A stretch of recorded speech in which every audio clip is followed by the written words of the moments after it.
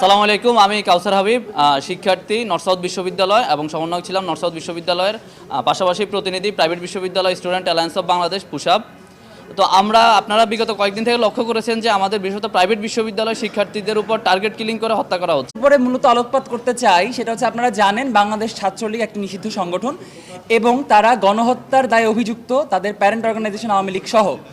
তাদের এমন একটা গণহত্যার দায় মাথায় নিয়েও তারা প্রতিনিয়ত তাদের ফেসবুক পেজ এবং তাদের যারা পরিচিত মুখ আছে তাদের ব্যক্তিগত প্রোফাইল ব্যবহার করে, সাইবার স্পেসকে ব্যবহার করে জঙ্গিবাদমূলক উস্কানি দিয়ে আসছে।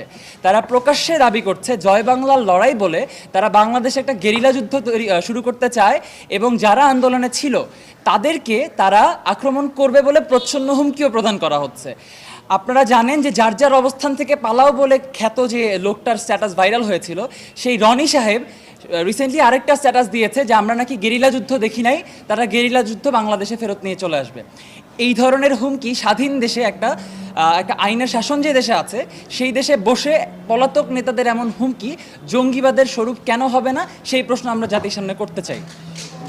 পাশাপাশি আমি বিউপির থেকে প্রতিনিধি আছি, আমাদের সাকিব ভাইকে তার বাসা গাজীপুরে চাঁদাবাজির অজুহাত দিয়ে তার কাছে বাসায় আসে ছাত্রলীগের সন্ত্রাসীরা এবং তিনি যখন চাঁদা দিতে অস্বীকার করেন এলাকার যত ক্যাডার আছে তাদেরকে তারা একসাথে করে এবং তাকে অবরুদ্ধ করে তাকে কুপিয়ে হত্যা করার চেষ্টা করা হয়। তিনি মসজিদে পালিয়ে বাঁচার চেষ্টা করেন এবং তাকে বাঁচাতে গিয়ে তার চাচা আহত হন এবং পরবর্তীতে তিনি হাতে কোপ খান।